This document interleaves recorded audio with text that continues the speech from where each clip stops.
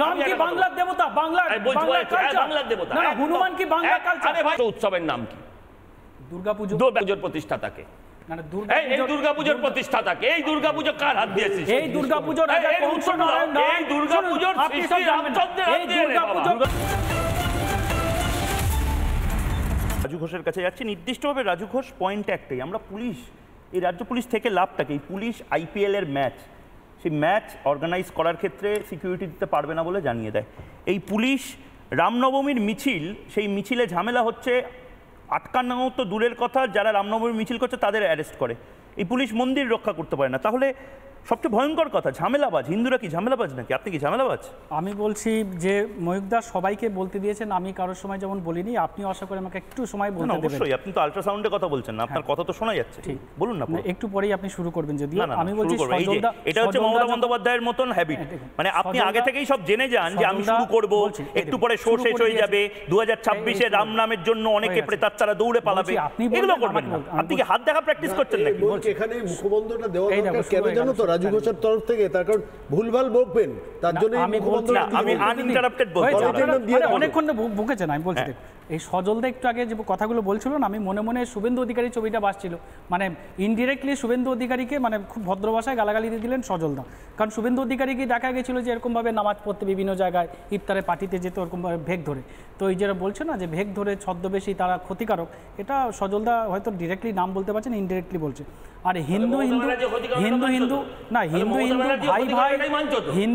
ভাই ভাই কোনো অসুবিধা নেই, কিন্তু তার সাথে উন্নয়ন চাই, বাংলার বকেয়া টাকা চাই, বাংলার উন্নয়ন চাই।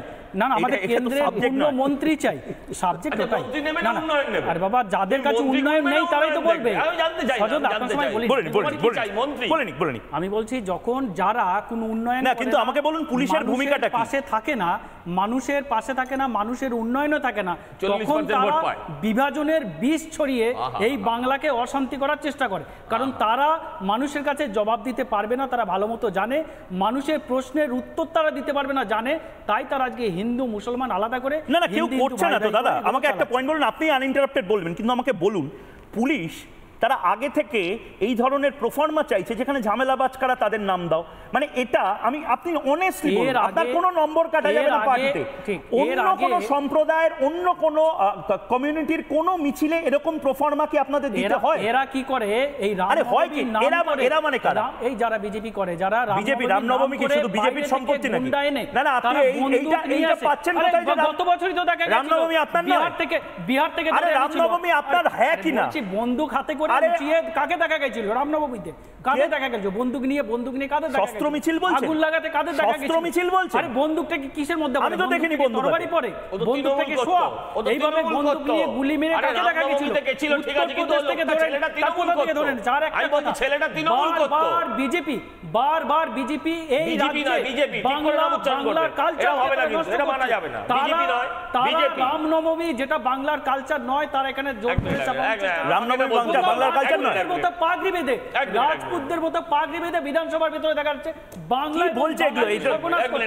এক লাইন বলতে দিন, আমি একটু চেয়ে নিচ্ছি। বলবেন? আচ্ছা শুনি না, মজা হবে রাজুদা, মজা হবে। আমার আর আপনার দুজনেরই হবে। কালচার নয়, রামকৃষ্ণ, আরে শিব পুজো করুন না, দুর্গা পুজো করুন না, আমি কি পুজো করব তুমি ঠিক করে দেবে? আরে 1 কোটি টাকা 10 কোটি তুমি ঠিক করে দেবে? না না, বাংলার কালচার থেকে কেন ইফতার না যেতে?